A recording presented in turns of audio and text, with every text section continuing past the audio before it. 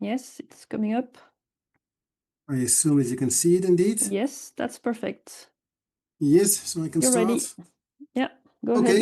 ahead. Well, thank you very much for the nice introduction, and thanks for organizing this event. It's my pleasure to give this presentation about application of nature-based solutions in the Netherlands and say some words on the role of extreme events in the acceptance of NBS. And I think this presentation will be a little bit on a larger scale than the previous one, because we are looking at, well, the larger part of the Netherlands, actually.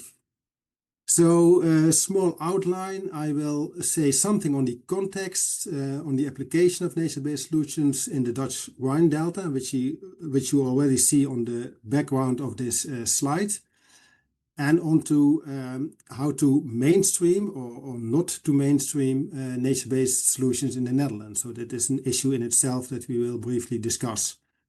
And I will also address the issue of maintenance and monitoring of NBS, and will end with some takeaways. Now, this picture, which is now in the foreground, actually is the Dutch Rhine Delta. It's, I think, a very beautiful photo of Alexander Gerst, a German, taken from the International Space Station. And you clearly see that we are indeed living in a delta, although I should say it is hardly a natural delta. It is highly engineered. That also determines more or less how we manage it. But it is good to acknowledge the fact that it is one of the most engineered deltas in the world. We have the main river, the Rhine River, entering from Germany, clearly seen on this picture. We also have the Meuse River, and then they join to form the Rhine-Meuse Delta. And we clearly also see the different Rhine branches. So we have 3 different Rhine branches in the Netherlands, and they, well, basically come to existence through 2 bifurcation points, which are very typical for this delta in the Netherlands. Now, I don't think I have to explain in this audience that our climate is changing, and this results in many things, torrential rains and landslides and floods and droughts. And the photos on this slide have been taken in summer 2021, when there were large floodings in the southern part of the Netherlands, but also in Germany and in Belgium. In fact, they were much worse in Germany and Belgium, causing lots of damage and also lots of fatalities. And the exceptional element in these floodings were actually that they took place in the summer, which is extremely rare for these kind of high discharges. And this basically aligns also with the notion that things become more extreme. So peak discharges become higher, periods of low discharge become lower and last longer, and high and low discharges also occur more often and closer together with respect to time. An example is given here where we see 2 events of very high and very low discharge, only 8 months apart, and causing a difference in water levels of almost 8 meters. So you can also directly see what it means for the river and also what it means for the different functions that the river has. Now, these facts, changing climate and more extreme events, is especially important for the Netherlands because we are a low-lying country. About 25% of the country is below mean sea level. This is indicated in the left figure. So the blue-greenish part of the country is below mean sea level.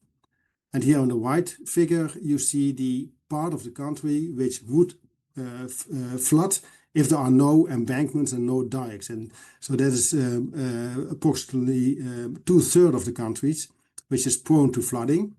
And in that part of the country also more than 11 million people live, and the larger part of the GDP is earned. Now, of course, this part of the country does not flood because we have a very sophisticated system of embankments that protect the land from flooding and just keeps water into the rivers. But you can imagine that if that system fails, floodings will create large economic damage and also, again, loss of lives. So on the one hand, we have to make sure that our water management is well organized, because if we do not do that, we face all these threats. And on the other hand, water is also an opportunity, because it can create benefits for economy, recreation, nature development, those kind of things. Now, long before the events in 2021, 2018, something happens in the 90s, namely two relatively high peak charges occurring quite close together in 1993 and 1995. And they acted like a kind of a wake-up call for the Netherlands because of the severity. Here you see a little bit how that looked in practice. So we see water levels near the crest of the dikes. We even had to apply sandbags in order to prevent floodings. And we hadn't seen that for a very long time, because the last time that we had such high discharges occurred in 1926. So that was already 70 years ago. Now, so we realized at that moment actually that if this is the problem, so if we are facing very high water levels coming to the crest of the dikes, and then we take into account that behind those dikes we have the economy of the Netherlands, we are living there, we are recreating, we are earning our money. So it means that that apparently something was not completely correct with respect to our defense system. And we thought, okay, so what we can do is just raise the embankments even more than we already have. But at that moment, that was considered to be an old school solution. And rather than doing that, we actually thought about making more room for the river, which means that you are going to lower the high flood level. So at the same discharge, you will end up with a lower water level. And that seemed to be a much more robust solution at that time. So that was basically the idea behind the complete Room for the River program, which you might know or might not know. But we constructed about 34 different measures that reduced the floodwater levels in the complete country. But, and this is really important because it connects to the idea of nature-based solutions, it also added extra value to the river area, in the sense that these measures had at least the potential to increase biodiversity and stimulate nature developments and also recreation. So in short, these kind of measures and the change in the river area that goes along with that added to the well-being of the people. And that is to say, in other words, that this is applying nature-based solutions and making profit of the co-benefits. Now, I can talk a very long time about the process that led to these solutions. I'm not going to do that. I'm just going to say that it started with this high water event in the 1990s, and then ended up with the construction of these measures in the period, in a relatively short period, between 2007 and 2017. Now, I briefly go through some iconic projects that make part out of Room for the River. First, on the top, you see the project at Nijmegen, the city at Nijmegen, on the Waal River, in the eastern part of the Netherlands, where we constructed a bypass channel, which you see here on the right-hand side. Actually, all these three projects are examples of what we now would call NBS.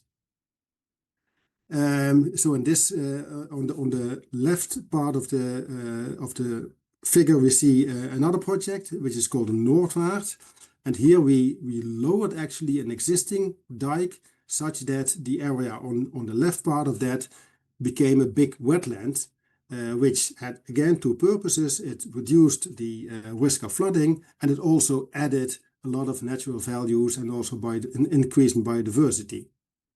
And the last example I want to show is the creation of a very big bypass along the IJssel River, which is a river that goes to the north.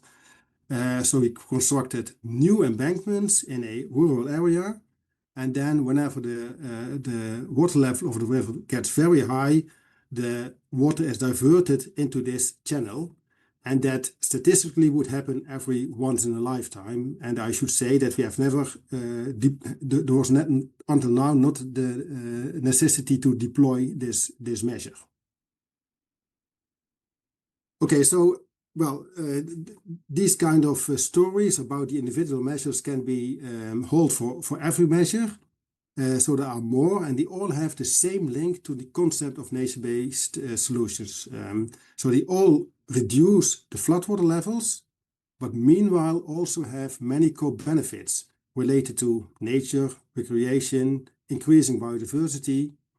So here on the left you see some examples. So it mainly are measures taken in the floodplains, excavating the floodplains, creating side channels, that kind of measures. And so in total, that also gave an extra push to the nature development and also the biodiversity and again, the way that people experience the riverside, the river landscape at that particular moment.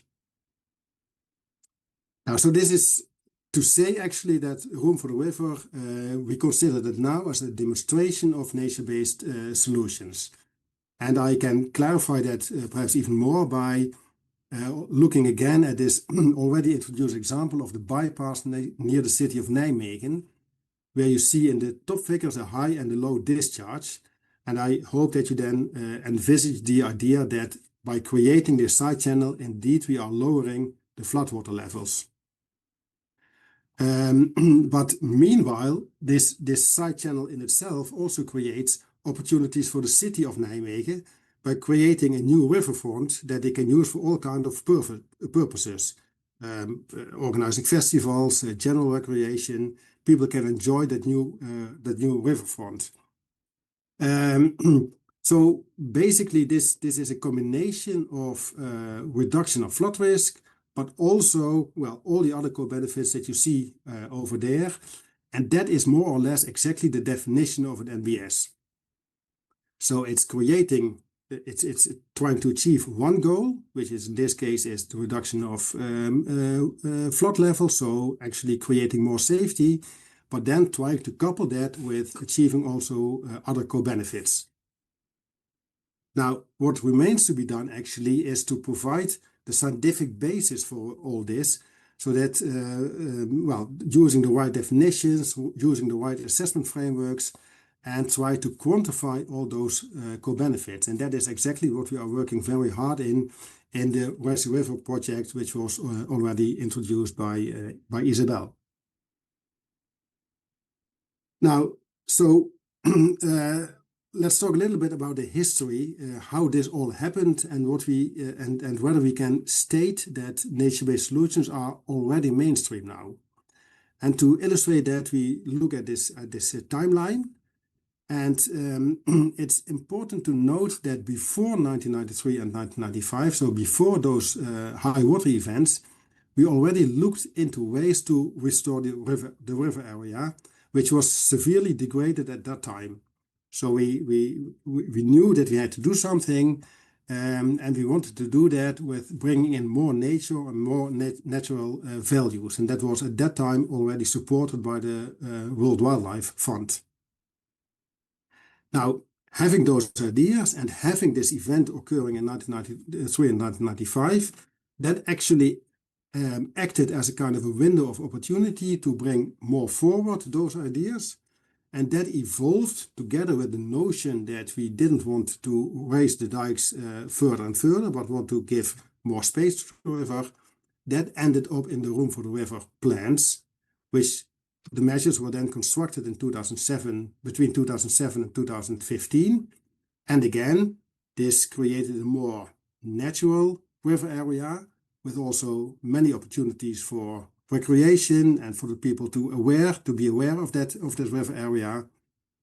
And it worked actually so good that in the National Delta Program, which looks at how to keep the Netherlands safe also up to also in the future, so looking at 2050 and even 2100, this concept of nature-based solutions is now trying is now put in a position paper, which is brought forward to the Ministry of Water Management, and in which again our Interreg project helps.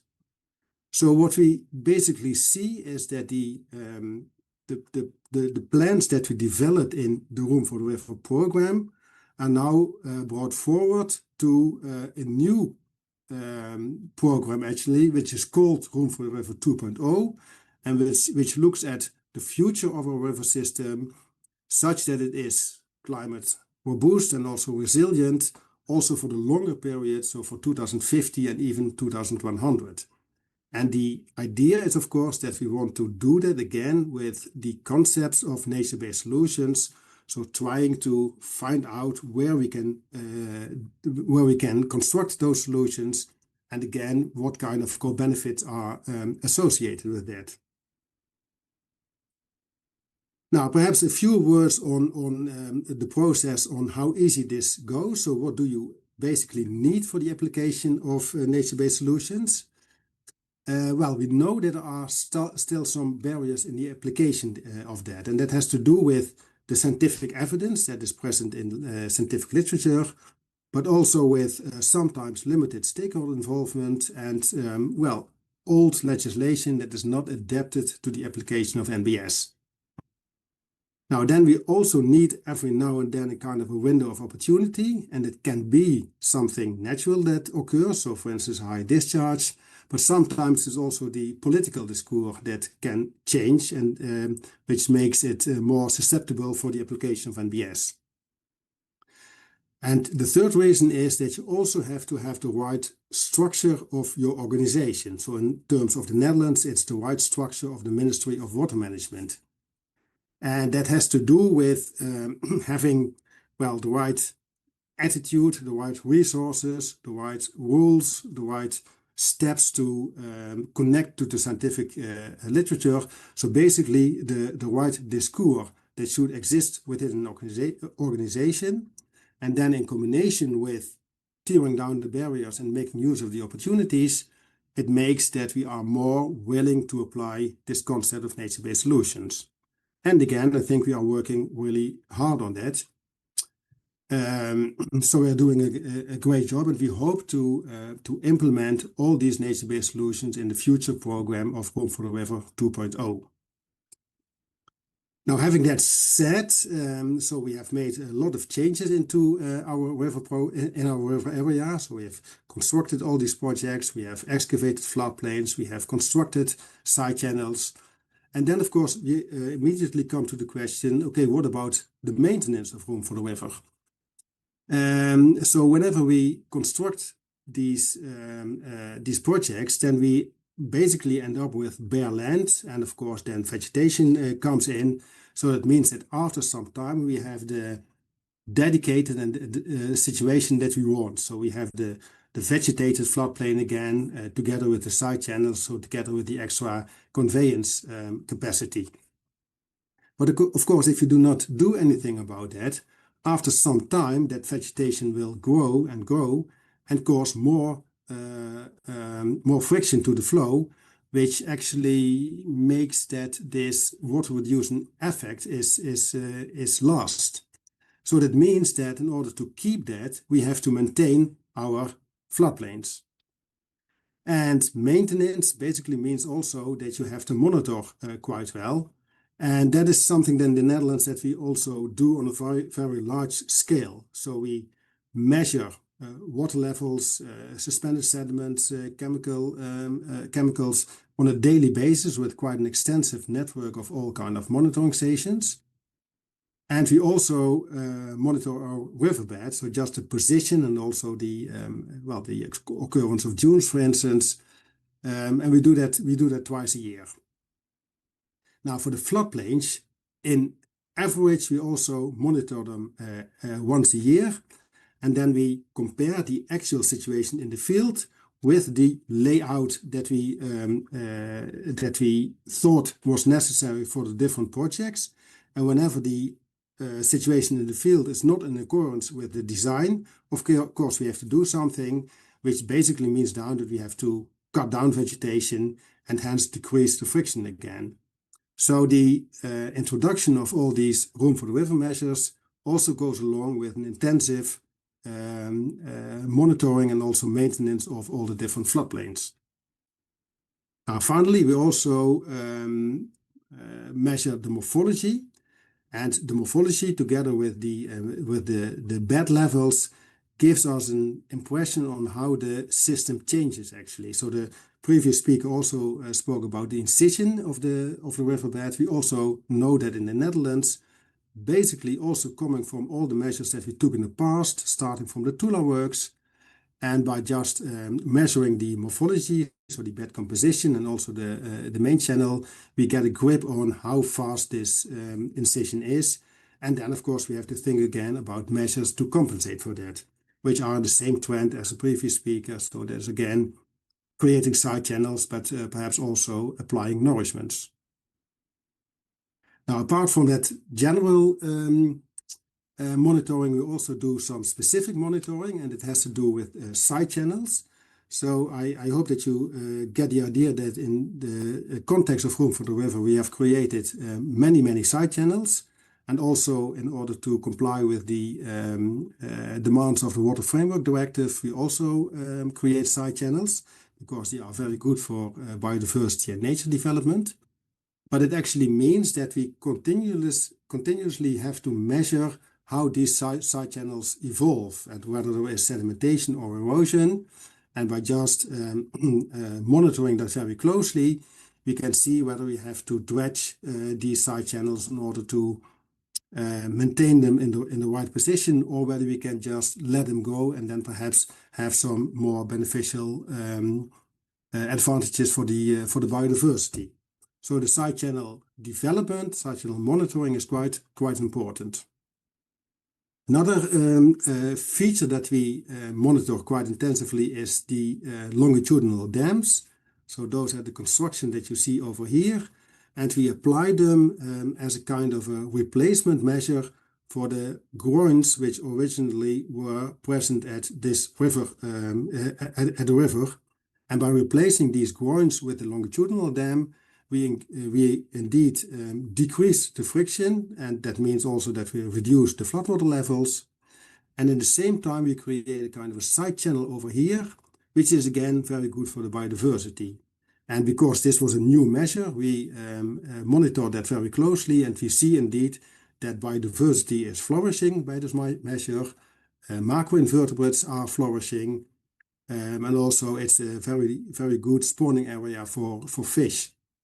Something that surprised us was actually that the sound, which is coming from these ships, is very much damped by these kind of constructions, and also that is very good for the underwater ecology. Now, I think it's fair to say that despite all these nature-based solutions measures that we took, and that are part of this very big flood protection scheme, we do not use specific monitoring for the NBS aspects as such. I think it is necessary to do that because you really want to know how those nature-based solutions perform, and for that you need a specific monitoring. And that is something that we also are looking into now in the ResiRiver project. So just some takeaways. I think it is fair to say that in the Netherlands we are applying nature-based solutions already for a long time. So we started again in this Room for the River program, and we came to the conclusion that the way that we did that is now something which we would call the application of nature-based solutions. So widely they are now recognized as measures to create a resilient and climate-robust river system with a lot of co-benefits.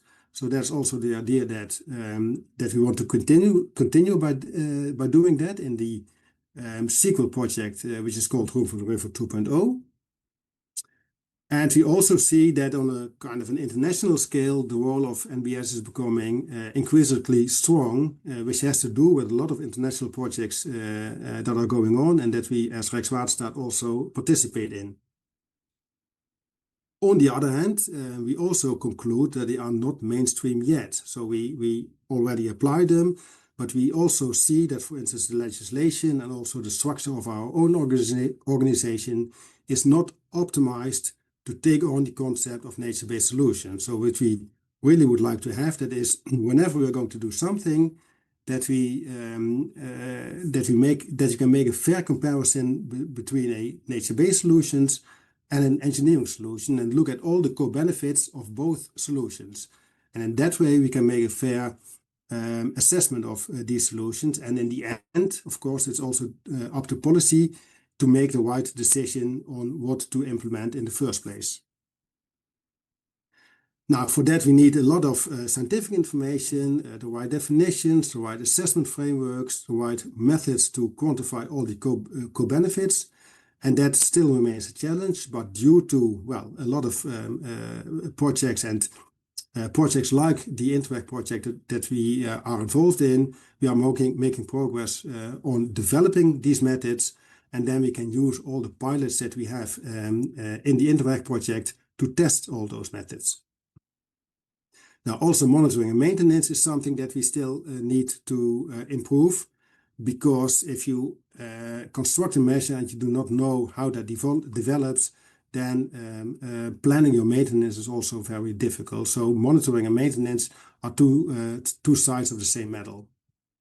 So basically, we need we need a big community to build upon all these ideas and implement them as well, and in that way also make our whole river area more biodiverse and more appealing to the general public. And with that, actually, I would like to thank you for listening, and I'm open for any questions. Thank you, Ryan.